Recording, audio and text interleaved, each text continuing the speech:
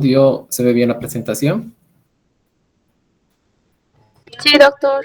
Ok. Bueno, a ver, ¿dónde hemos quedado en este tema la anterior vez? Por favor, chicos, no me recuerdo.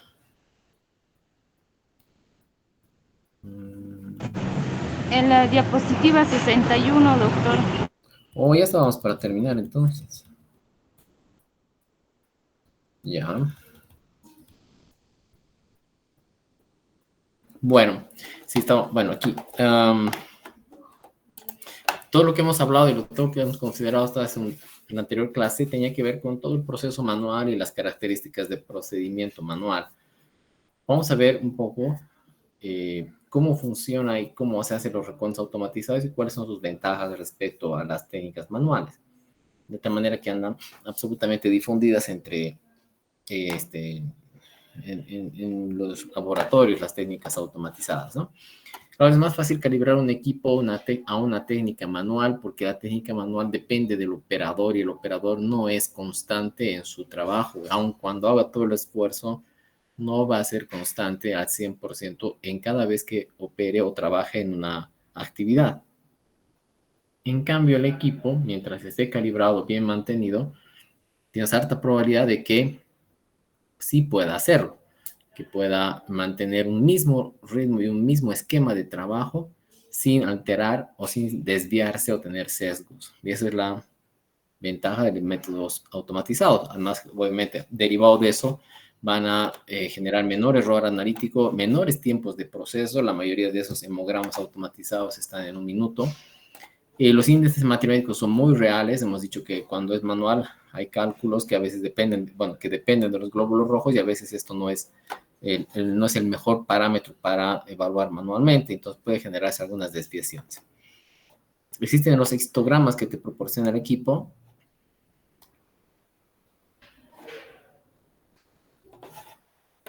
Perdón, estos histogramas que te genera el equipo sirven también para hacer ciertas interpretaciones que las vamos a ver en un rato. Igual, ¿qué es lo que evalúan los contadores hematológicos? Una serie roja, blanca y trombocítica. De todas maneras, siempre hay que observar la morfología al microscopio óptico para corroborar o identificar algunas alteraciones que pudieran haber en cualquiera de estas tres líneas, ¿no? En la serie roja sabemos que está que, o sea, la hemoglobina, hematocrito, los glóbulos rojos, recuento, el volumen globular medio, que es el volumen corpuscular medio, la hemoglobina corpuscular media, la concentración de hemoglobina corpuscular media. Estos tres son los llamados índices matemáticos. Y el ancho de distribución eritrocitario es una medida estadística de dispersión que se utiliza mucho en la interpretación de la serie roja y de la serie trombocítica. La vamos a ver en un ratito. Entonces es considerado también un índice matimétrico. El recuento de reticulocitos en los equipos automatizados no es una obligación para muchos. Hay algunos equipos que llevan un módulo para hacer recuento de reticulocitos. Recuerden que la revisión de la morfología del microscopio óptico sigue siendo una herramienta fundamental para la identificación de alteraciones morfológicas. Lo que debemos comprender es que los equipos, cuando trabajan, no saben lo que están haciendo. Ellos manejan un esquema de ciertas pautas que se le da para que pueda trabajar e interpretar, pero no sabe lo que está haciendo, no sabe qué es un glóbulo rojo y no sabe cómo es un glóbulo blanco en su interior. O sea, lo que hace es tomar parámetros que uno le da y que son los más importantes, ¿no? Para el equipo. Entonces, sin embargo, la identificación morfológica al microscopio puede diferir, o sea, no es reemplazable por un instrumento. En la serie trombocítica lo que tenemos es el recuento de plaquetas y el estudio de la morfología y distribución. Podemos ver y observar al frotis la morfología de las plaquetas, el tamaño, su tendencia a formar conglomerados o no, y la coloración, si sean pálidas o sean grises o sean plaquetas funcionales que son más coloreadas con colorante básico. Desde el punto de vista de la parte técnica del recuento automatizado, cómo funciona, es muy sencillo. Se basa en un principio que es el principio Coulter, que fue diseñado alrededor del año 42 por unos científicos hermanos y que identificaron que se podía hacer el recuento de células aprovechando el diferencial de potencial eléctrico en las membranas de las células. Las células tienen un potencial eléctrico, una resistencia eléctrica. Esa resistencia eléctrica va a generar impulsos cuando cambia de un medio a otro. Y en el caso de los contadores hematológicos, supongan que este es el lugar donde se cuentan glóbulos rojos. Entonces tenemos un líquido isotónico y tenemos otro dentro de esa cubeta, otra cubeta con el mismo líquido isotónico. Dos electrodos, uno en esta posición y el otro dentro del cubículo más pequeño. Están comunicados por una apertura capilar que no puede ser utilizada para pasar de manera libre. Lo que hace el equipo es generar una fuerza de vacío para arrastrar el líquido y que puedan pasar las células. Entonces, las células cuando pasan de un lado a otro generan un potencial eléctrico de membrana. Ese diferencial es el que el equipo interpreta como el paso de una célula. O sea que cuanto mayor sea el número de impulsos que reciba, es mayor el conteo que está haciendo sobre esas células que están pasando. Y en el caso del tamaño para el equipo, cuanto mayor es la amplitud del impulso eléctrico, mayor es el tamaño de las células. ¿Sí? A ver, ¿alguna duda hasta acá?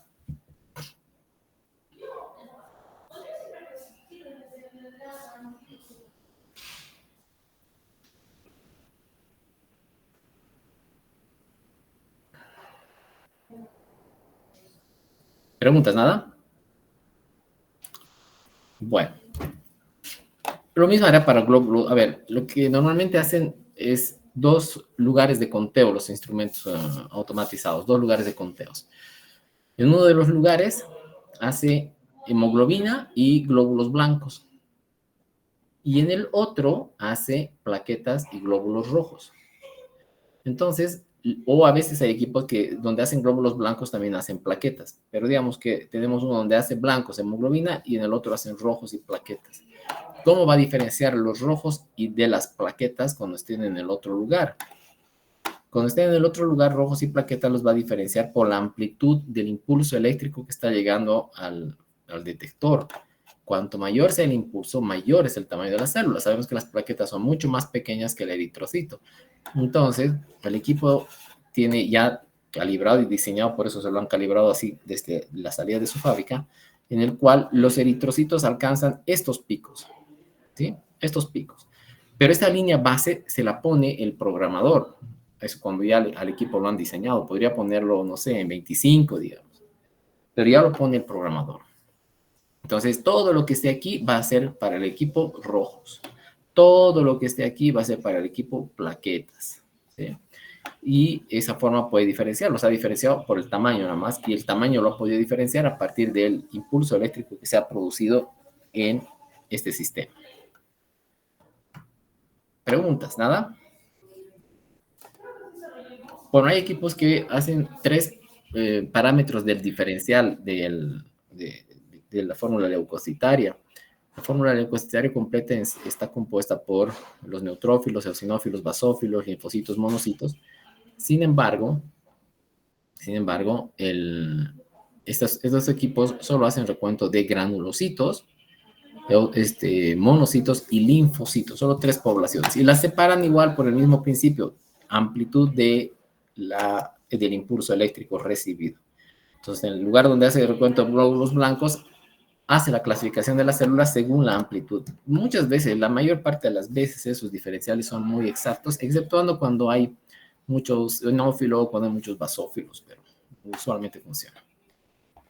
Esto es algo de lo que les había dicho para el ancho de distribución eritrocitaria. El equipo hace una distribución tipo gaussiana de la población eritrocitaria contada. Por lo tanto, aquí en el área bajo la curva tiene toda la población que ha contado en esa muestra. Y claro, hace una distribución tipo estadística y tenemos aquí la media. Si vemos esto desde el punto de vista estadístico, la media aritmética. Para nosotros va a ser ¿qué? El volumen corpuscular medio. ¿Sí? El volumen corpuscular medio. Y tenemos la población a ambos lados, a una desviación estándar a ambos lados, poblaciones que están dentro de los parámetros que está contando el equipo. Pero su media poblacional es esta, que es el volumen corpuscular medio. Cuando, fíjense, esto es una curva normal que hemos visto hace rato, pero fíjense cuando se desplaza por algún motivo, por ejemplo, las microcitosis, entonces la curva se desplaza hacia la izquierda y tenemos un volumen corpuscular medio diferente, ¿no es cierto? Un volumen corpuscular medio diferente, más bajo, nos indica que las células son más pequeñas, son microcíticas, y aun cuando haya una disminución en el tamaño de los eritrocitos, todos parecen ser del mismo tamaño, es decir, todos pequeños, por gran mayoría.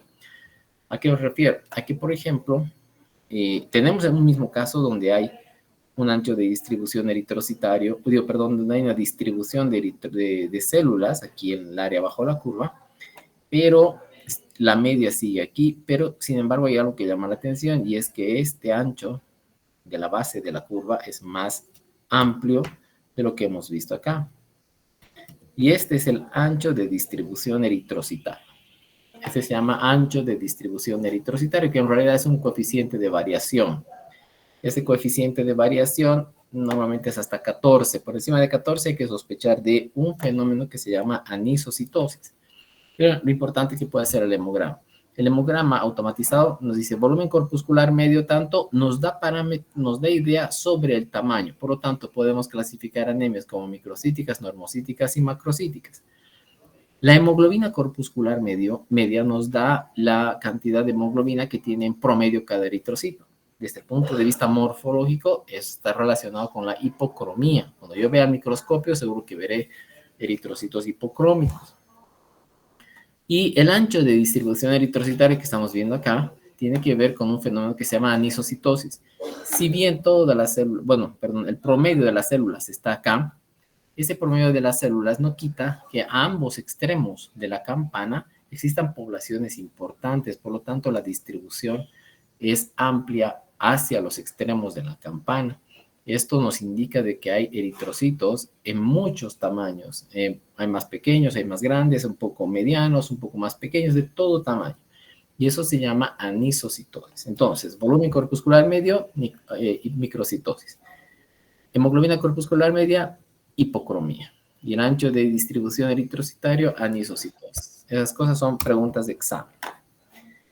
Cuando existe una alta variabilidad en la distribución, normalmente se generan distribuciones anormales y esto sucede también en estadística. Tenemos una distribución anormal donde evidentemente no hay el cierre de la campana y hay mucha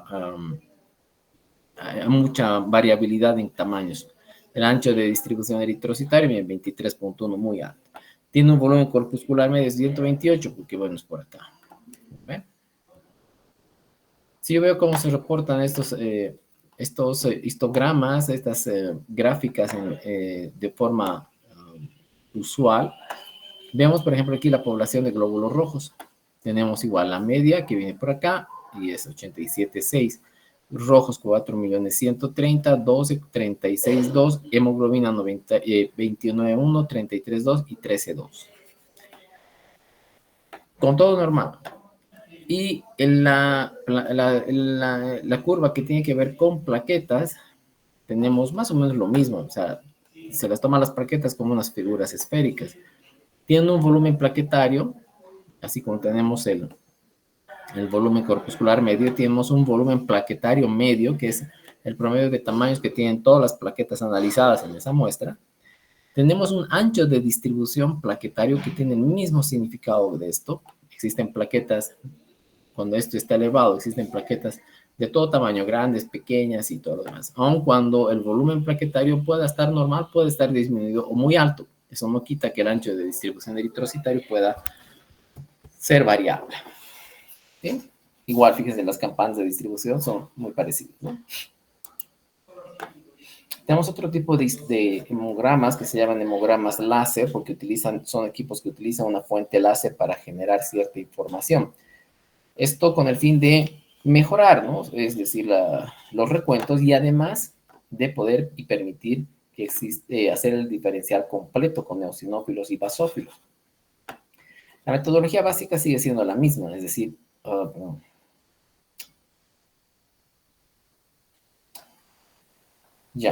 la metodología básica sigue siendo la misma, es decir, el tener el recuento con base en la frecuencia y el tamaño de las células, ¿no? Sigue siendo lo mismo. En cambio, hay un paso añadido en estos equipos que es el hacer pasar las células en fila india y ser impactadas por una fuente láser, por un rayo láser luminoso. Y eso va a generar cierta información al equipo. Le va a generar información sobre el tamaño y le va a generar información sobre la complejidad interna de las células. Sobre todo esto último es crucial para que pueda hacer ciertas clasificaciones, partiendo de que la complejidad interna de las células está muy relacionado con el contenido interno en el citoplasma, es decir, un granulocito es más complejo que un linfocito. ¿Por qué? Porque el núcleo lo tienen los dos, el neutrófilo y el linfocito, pero granulaciones solo las tiene el granulocito, el neutrófilo, y no las tiene el linfocito, por lo tanto, más complejo es el granulocito que el linfocito.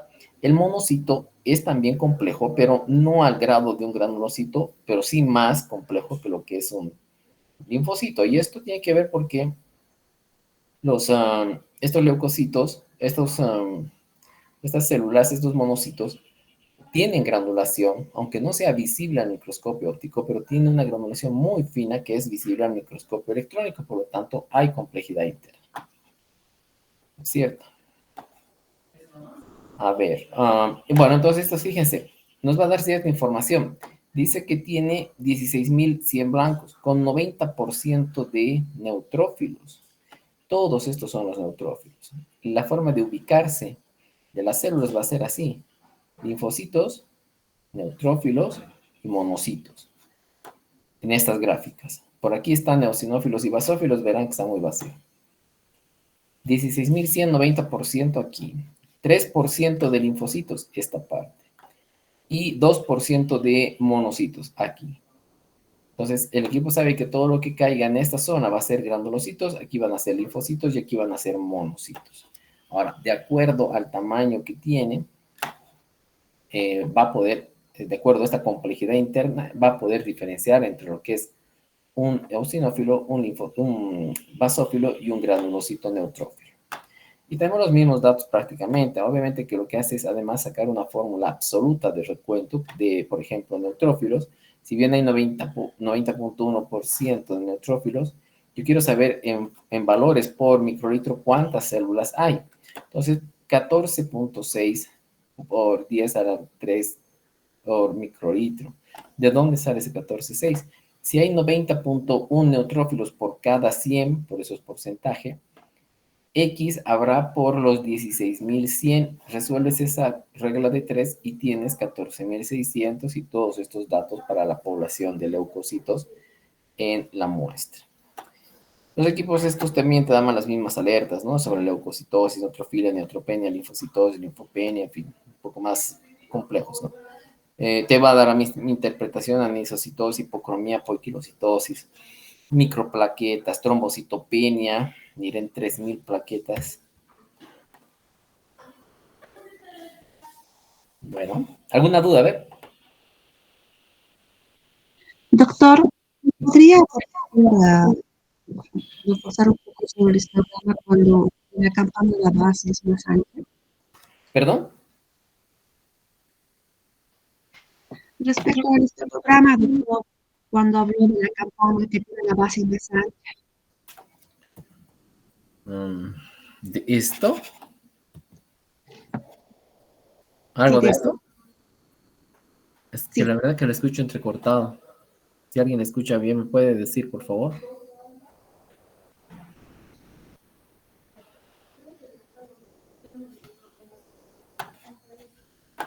Nada. O si no, escríbalo al chat, pues aquí lo vemos.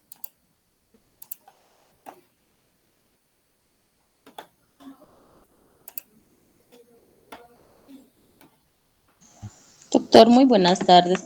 Sí. Yo tengo una consulta, una pregunta. sobre las normografas de los glóbulos rojos en las curvas de de las mitocitas, de los microcitóticas, Ajá. de la media y de las ¿nos los podría volver esos tres gráficos, por favor, a explicar? De estos. Sí. Ok. Bueno, lo que les decía es que cuando hace el recuento de las células, en este caso de glóbulos rojos, va a tener una campana de distribución de la población de eritrocitos. Aquí en el área bajo la curva se encuentran todos los eritrocitos que ha contado en esa muestra. No quiere decir que son todos los eritrocitos de la muestra, sino de lo que ha utilizado como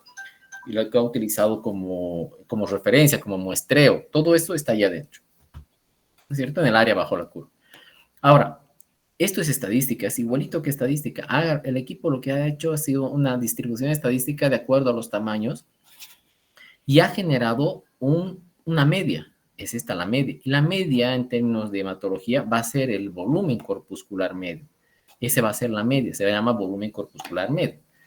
A ambos lados de la media obviamente se encuentran poblaciones un poco más pequeñas, un poco más grandes, pero cuanto más estrecha es esta base, la distribución es más uniforme, ¿sí? Más uniforme. Aquí igual, todavía es un poquito más ancho, pero aún sigue siendo uniforme. Aquí están todos los eritrocitos, aunque sean microcíticos, porque fíjese que el volumen corpuscular medio está más bajo. Esta media está más baja. Entonces, de todos modos, aunque la base sea relativamente normal, hay un volumen corpuscular medio bajo y hay microcitosis. Cuando vemos este tipo de curvas, vemos que sí, la base es mucho más ancha, lo cual me dice que en toda esta área bajo la curva hay eritrocitos, claro, con su volumen corpuscular medio, pero además hay poblaciones importantes a ambos lados de la media. Ya no es despreciable esa población. Si nosotros trazáramos aquí las dos desviaciones estándar, aquí tendríamos, y toda esta parte son células de tamaño muy reducido, y vemos este lado y también tenemos células de tamaño muy alto y nuestra media al medio. Por lo tanto, existe una diversidad en tamaños, grandes, pequeños, normales, en fin. Y eso hace lo que se llama anisocitosis. Volumen corpuscular medio, microcitosis. Hemoglobina corpuscular media, hipocromía. El ancho de distribución eritrocitario, anisocitosis. ¿Sí? ¿Se entiende? Sí, doctor, muchas gracias. Ok. Muy bien. A ver, ¿alguna otra duda?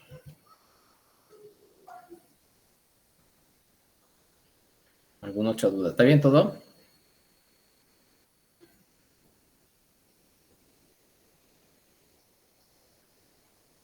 Bueno, espérenme un ratito. Tengo que ir a marcar asistencia. Espérenme un rato, por favor, chicos.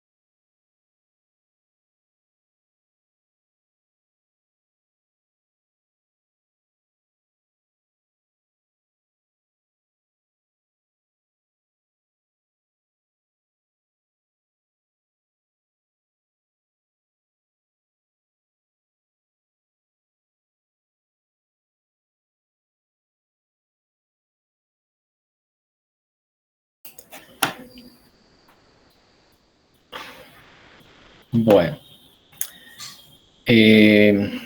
Vamos a continuar, ok. A ver, entonces está claro, ¿tiene alguna otra duda, pregunta sobre esto que hemos estado viendo?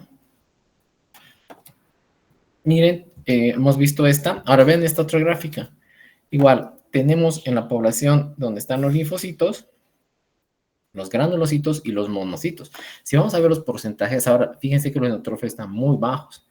28.5%. Es esta, es esta porción, 28.5%. Los linfocitos están mucho más altos, es toda esta porción, y se nota, ¿no es cierto? Y los monocitos tenemos acá, 6.6. Entonces, de esa manera igual genera las alarmas según la interpretación numérica. El equipo no sabe cuál es, solo que está programado para que cuando los volumen corpuscular medio bajen de 82, anote microcitosis. Cuando la hemoglobina corpuscular media está abajo de 27, anote hipocromía. Eso es básico nada más. Y tenemos otras distribuciones un poco más normales con leucocitosis. Aquí tenemos granulocitos, linfocitos y monocitos. ¿No? Bueno, eso era lo que tenía que ver con nuestro tema que hemos terminado y con eso ya nos hemos igualado al otro grupo. ¿Tienen alguna duda hasta acá, por favor, chicos?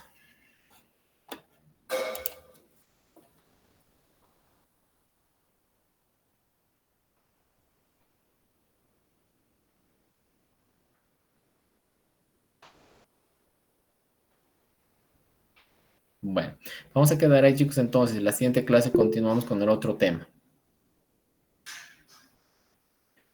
El histograma, ¿cómo lo ubicamos en la gráfica?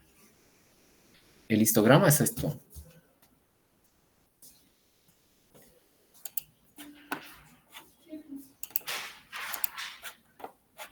Este es el histograma, por ejemplo, en este tipo de recuentos, este es el histograma. Hace para rojos y plaquetas. Blancos lo hace por esta metodología, ¿sí? Para hacer el diferencial. Entonces tenemos rojos y tenemos plaquetas. En esto teníamos una gráfica para blancos, una gráfica para rojos y una gráfica para plaquetas. Esos son los llamados histogramas. Esto, 1, 2, 3 histogramas. Y en este caso hay solo 2 histogramas, pero tenemos una gráfica de dispersión tipo láser, ¿no?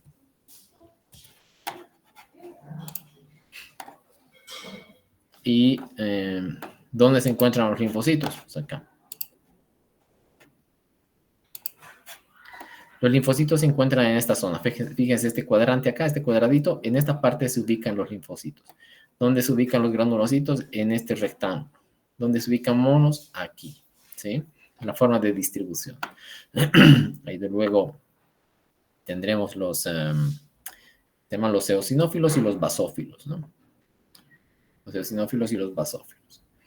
Y esa es la distribución en cuadrantes. ¿Con base en qué se hace la distribución?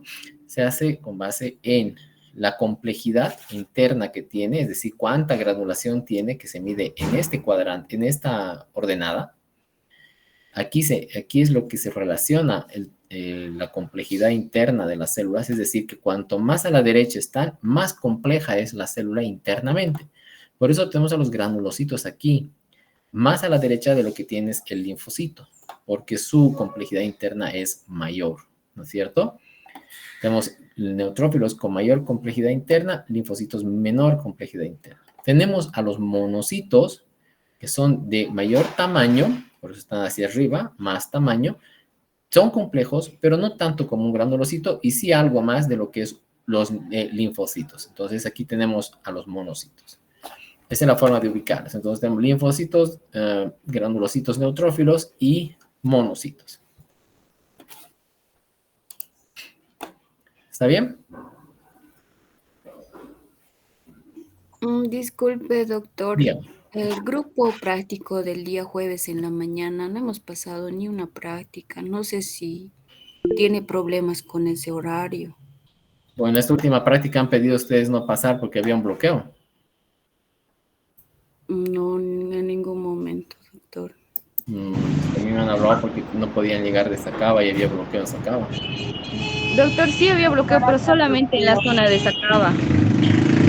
Y Creo bueno, que eso lo que no pasa es es que, problema. a ver, chicos, lo que pasa es que si yo les hago pasar ayer, los que viven en Sacaba no iban a venir. Y seguro que la siguiente semana se me aparecen para reemplazar. Es bien complicado.